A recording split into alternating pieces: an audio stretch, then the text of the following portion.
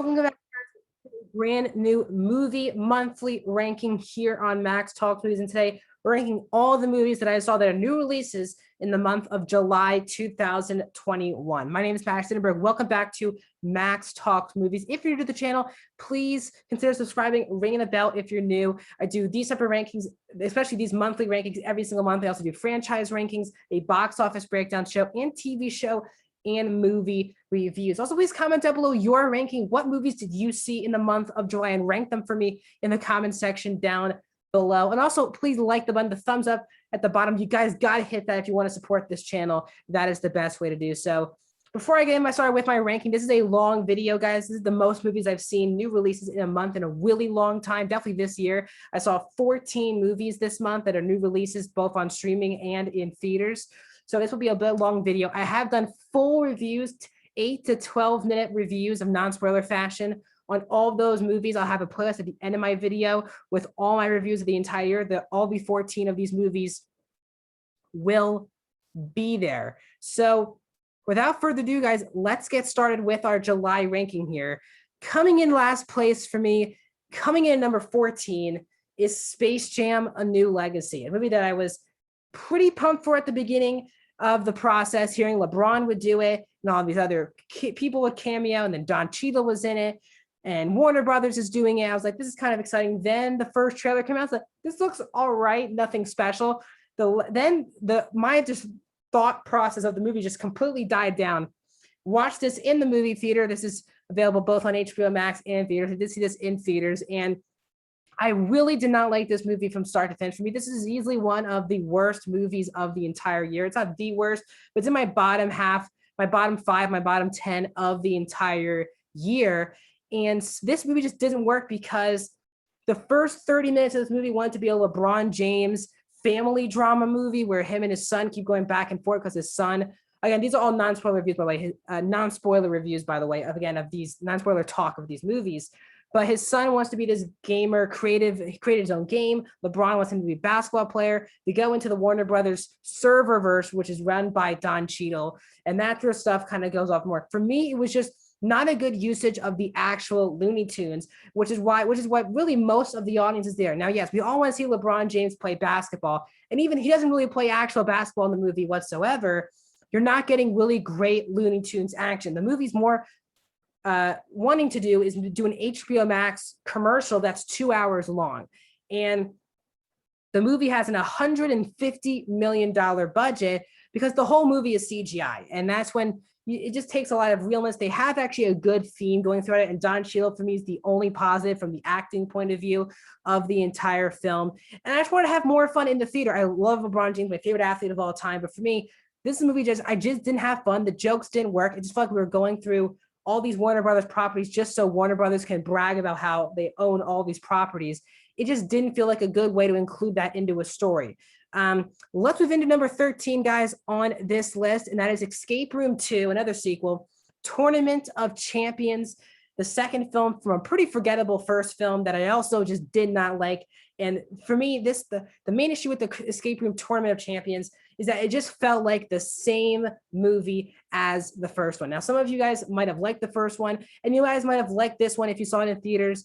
Good for you. But for me, I really did not like this one. And this one I think might be even worse than the first one. The actual plot, actually what's going on, actually is kind of interesting with not now in the first one, they were all random people selected and they were in their first escape rooms in the first film. But our two survivors find these people and they're stuck in an escape room with other people who've escaped other escape rooms ran by this company. And that idea was really good. But just like the first one, you don't care about any of the characters in the movie. And because they really feel like we haven't seen the first film, the first 10 minutes of the film is just a highlight reel of events of the first film. And then we're just in the escape room. It doesn't really make you care about our characters returning, especially doesn't help any of the new characters who are in the movie a lot. You just don't care about all these characters. The escape rooms, it doesn't make sense whatsoever how these people can get out of these escape rooms in like 90 seconds. and how they can figure out all these plans. It just felt so convenient half the time, how they were getting out of the escape rooms. And just like the first one, it doesn't want to give you any answers on what's going on. It just wants to set up more movies. And I get it, it's a pretty low budget. The first one was $9 million. This one is $15 million. It won't take much for this film to make its money back for sure. I think it already has in its second or third weekend. But the film for me is just setting up more sequels to do more sequels. It feels like a conveyor belt of someone looked up that escape rooms are doing well and they wanted to make movies out of it. And they actually have a cool concept. They just didn't do anything with it for the second time in a row. Let's stick with horror with our number 12 movie of the month. And that is the Forever Purge. I'm trying to pull it up right now. Sorry, guys. The Forever Purge is my number 12 movie of the month. It's a movie that I just never really liked. Not a huge fan of this franchise. It's one that I just can't get invested in. And the fifth film for me had the second one for me is clearly the best Purge film that they have done, but that really just is not, saying much. It's still not a great movie, and it just really destroys its chances on stuff, because this film wants to do a purge where the purge happens in the first 5 minutes of this movie, and then it wants to do this Forever Purge plot. There's my picture of the Forever Purge. My mistake, guys. I did by actually delete that photo, so that was a mistake. But this is the film that I never really liked. The characters you don't care about. This film has so many political agendas and so many, not political, but political ideals and stuff that's happening in society. It feels like 8 or 10 political discussions that are completely different in the movie, and it has nothing to do with really what the movie is going on. Yes, there's immigration, there's politics, there's so many stuff in the movie, but the film just doesn't know if it wants to be a fun action horror film or take itself seriously. And that's what I kept feeling like. The movie just didn't feel like it knew what it wanted to be. And it didn't know if it wanted to be scary, if it wanted to be action heavy, if it wanted to be serious, or it wanted to be funny, unintentionally funny, like all this different type of stuff. I was going through so many different emotions of what does the movie want me to feel? And that's why the Forever Purge is number 12. Sorry about the delay, guys.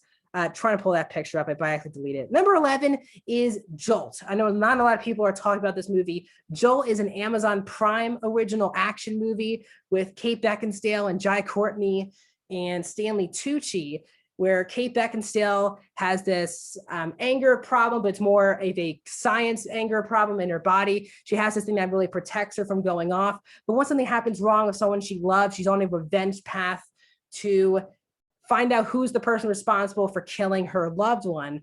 And Kate Beckinsale is really good in this movie. She is easily the best part of the movie. Another good part of the movie that is just an hour and a half long. It's a really breezy movie. It's really an hour 25 without credits. It's a breeze of a movie. It's very high energy, but also just like Forever Purge. Now I like this a lot more, not a lot more, but I did like this movie more than Forever Purge. This movie too didn't really know what it wanted to be. It became like a serious John Wicky type drama with action the first 30 minutes of the movie. Then it wanted to be a full-on ridiculous action scenes that make absolutely no sense in the second act of the movie. And the third act wants to believe that it's this big villain reveal, and it sets up more movies. So it's a weird film where just all those three things just don't connect. Well, it really was at times a fun movie to watch, and Kate Beckinsale on screen is really fun to watch. The whole villain twist was one of the most frustrating villains of the entire movie of the year, because I just knew it once the person popped on screen for the first time. And it was just so petty that they went for the last 10 minutes of this movie just to be set up for a sequel. This movie just should have been a one and done and not even feel like a setup of a franchise. Coming in number 10, talking about franchises trying to set up each other, G.I. Joe Snake Eyes comes in at number 10. And this is going to be in my opinion, one of the more disappointing movies, action films of the entire year. Now, yes, Mortal Kombat, Godzilla vs. Kong, F9, those are really on the same package for me of action films there. So I give them all 3 out of 5 stars. And that's why I was kind of excited for this movie. Would it be even better than that?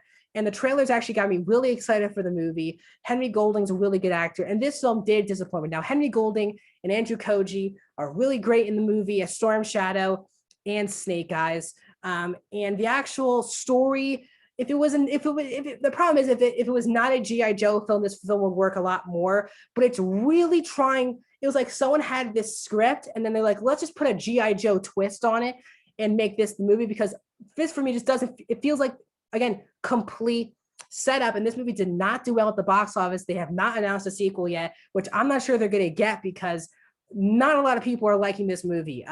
The worst part about the movie is the direction, the shaky cam action. I got at times dizzy, like in one or two action scenes where I had to turn away from the actual scene. And other times when I could look at the screen watching these action scenes go down, while the choreography is getting, and the stunt people are doing a good job, you can't tell what the hell is going on. And in an action movie where you can't tell what the action is in the movie, that's a big no-no. But the actual, and having Henry Golding, Snake Eyes, it's an unlikable character. It really is. He's a bit of a jerk for 80% of the movie. People team up with people who you don't want these people to team up with, and it doesn't make sense to team up with. And again, Henry Golding was good. I had a fun time watching the movie, a fun enough time watching the movie, but for me, the story really bogged us down to making this an average movie, in my opinion. Coming in number 9 is Old. This came out the same day as Snake Eyes. I saw on back-to-back nights. Old is a M. Night Shyamalan film, horror film that I was actually really excited for. I know I'm very mixed on M. Night, as are most people. His best is one of the best horror films. His best is top tier movies of the last 25 years, and his low is some of the worst movies you may have ever seen.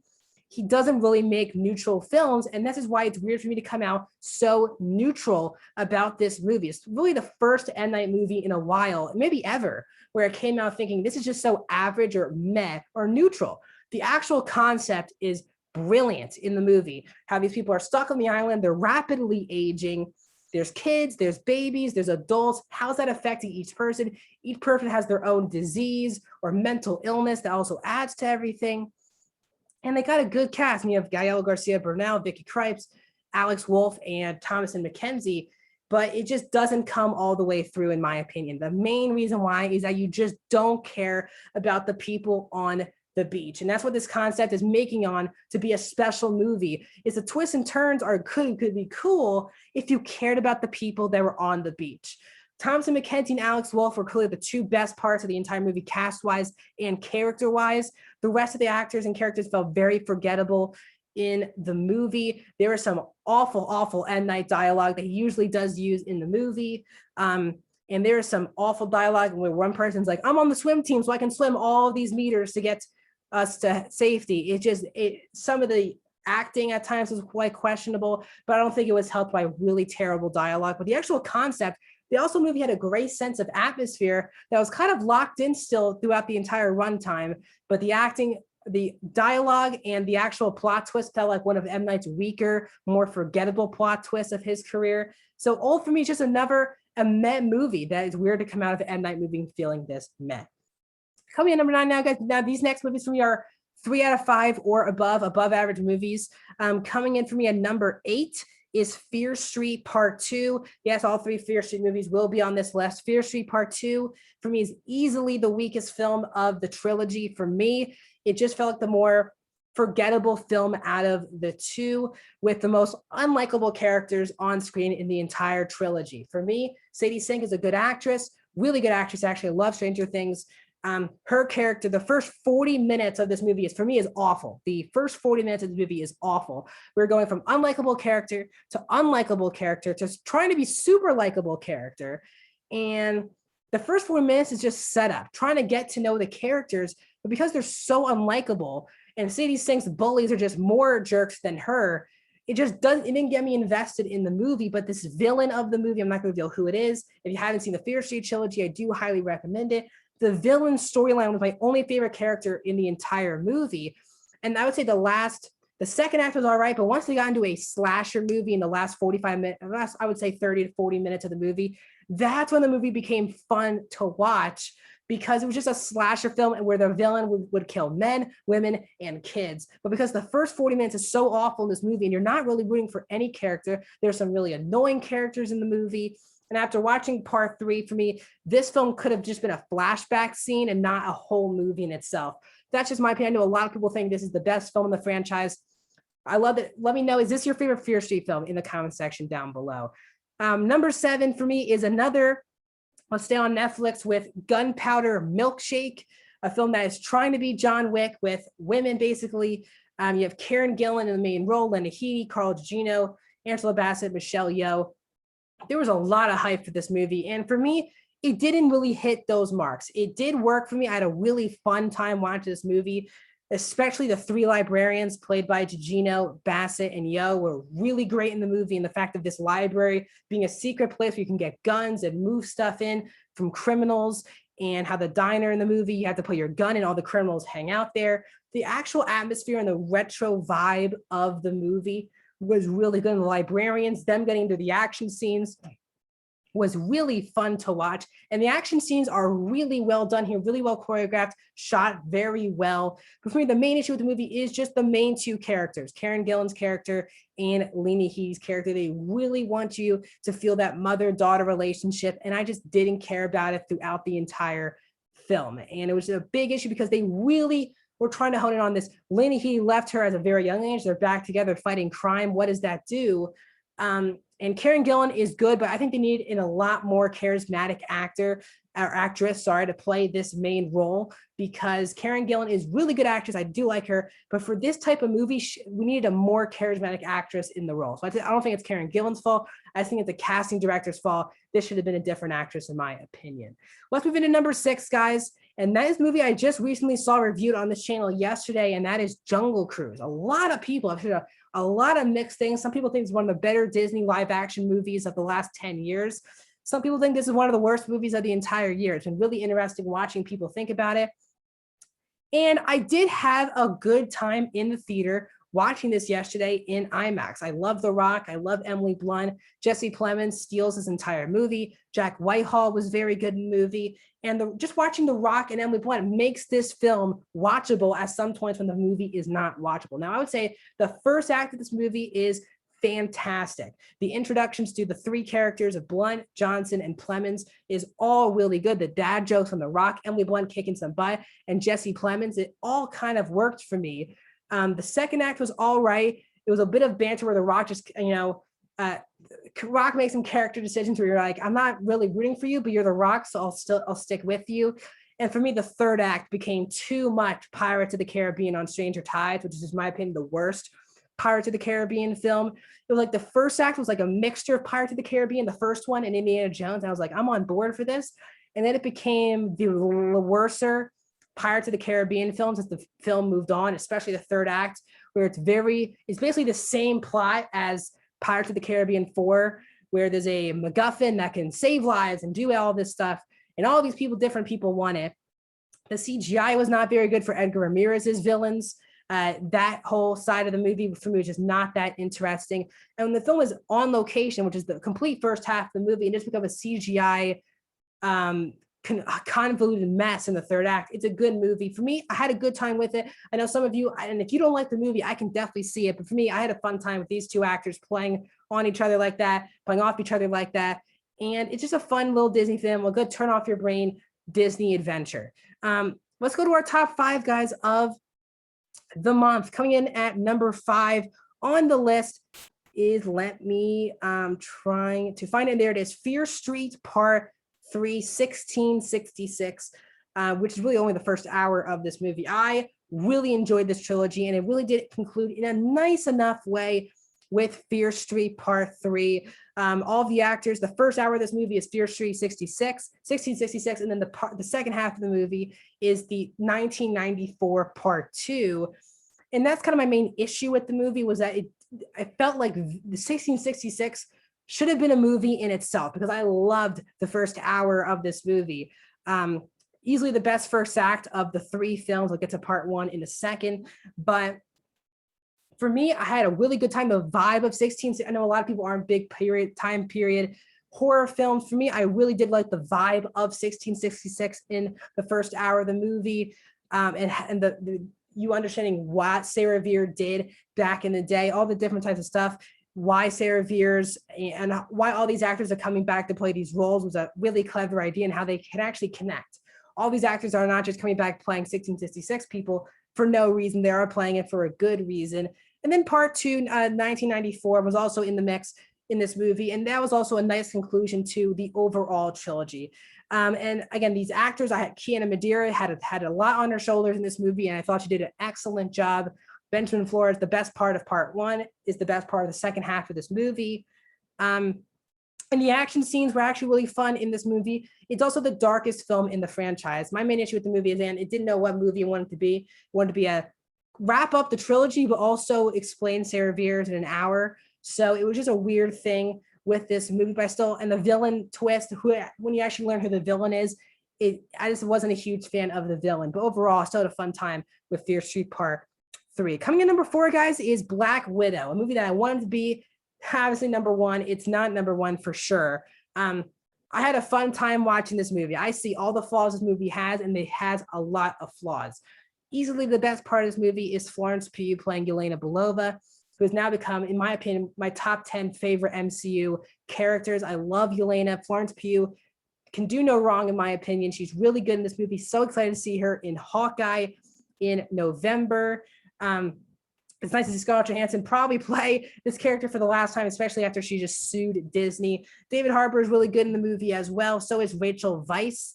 And the whole movie, I would say, it relies too much on CGI. And in a Black Widow movie, it shouldn't be a CGI fest like it is in the last 25 minutes of this movie. There's also, the villains are so weak in this movie. You have Taskmaster, who was really wasted in the film, and the overarching villain who it just spews exposition to Black Widow during the movie. And I guess that makes him scary. I was not really into the whole, I had a fun time watching the movie. Red Guardian, Yelena, and Natasha, these are fun actors to watch on screen. Yelena is a great character. Red Guardian was really funny throughout the entire film. And the end credit scene for me is one of the better end credit scenes that Marvel's done. I just wish there was more depth in the movie. It just doesn't feel like a necessary film other than just be a Black Widow film, because it feels 5 or 6 to 10 years really too late. This movie should have came out a long time ago. And the movie just doesn't add anything to the Black Widow character herself, and especially heading into Infinity War and Endgame. Moving to number 3, guys, you guys might dislike the video after I do this, the Tomorrow War. I had a really good time with the Tomorrow War. Does it have flaws? It absolutely does. But for some reason, I just really enjoyed myself watching this movie on Amazon Prime. Chris Pratt, I like Chris Pratt a lot. He makes the movies a lot more watchable. He's really great in this movie. Yvonne Strahovski, who plays a big role in the second act of the movie, that whole twist with her character and her relationship with Chris Pratt was easily the best part of the entire film. The actual plot of these people from the future coming back to the past saying you have to save our future, that whole plot point I really also did enjoy a lot in the movie. And Chris Pratt and J.K. Simmons and these actors are just fun to watch on screen. It was very obviously the most highest budgeted movie that Prime has done in their career, I guess you want to say. But for me, the actual story of the movie, Sam Richardson plays the character who is in every one of these movies who does comic relief, except his comic relief was not very good in the movie, not blaming him, the script. And the film just wasn't as emotional as I wanted it to be. The second act for me was very emotional and very thrilling, but the relationship between Pratt and his dad, playing with J.K. Simmons, for me just didn't work at all. The relationship just never felt emotional for that reason. And the first act did take a long time to get us into the action. But overall, I really did have a fun time with the Tomorrow War. Number 2 is Fear Street Part 1, 1994. For me, is the best film in this franchise. I gave it a 4 out of 5 stars. I really like this movie. It's probably the best slasher film in the last 10 to 15 years. I really did enjoy Fear Street Part 1. The first act of the movie for me was just not very good. It was pretty much met average. But I became really swarmed into these characters once the 5 of them got started onto the investigation of what's really going on in Sheedy's side. I got really invested in the characters. They had their own moments together, and I got really invested into the characters. I love the simplicity of the villains in the movie, the way the masks work. And just the costume work was very a simplicity movie. And some of the kills were really good. There weren't a lot of kills. When there were kills, they were pretty violent and gory, really fun slasher kills in the movie. I feel very emotionally invested into the third act of the movie. And yes, not all the characters are going to survive, but that's what you get with these type of films. And it really did set up Part 2 and Part 3 really, really well. And it makes you care a lot more for Part 3 in this film as well. And my number one movie of the month is The Green Knight. I just saw this the other night, Friday night. Dev Patel does a great job in this movie. For me, this is my top 5. It currently is my number 4 movie of the year. I love this movie. I think it's really great. It really takes its time developing its characters. Dev Patel, Alicia Vikander, Joel Edgerton, Sean Harris are all really great in the movie. Of course, Dev Patel is. He has a lot on his shoulders in the movie. It's the best looking movie of the year. It's the most fascinating movie of the entire year. The design of the Green Knight and the themes throughout the film of what's honor. What does it mean? Is it honor to yourself? Is it honor to your community? Is it honor to your loved ones? What is honor throughout the entire film? What are you fighting for in this type of fight?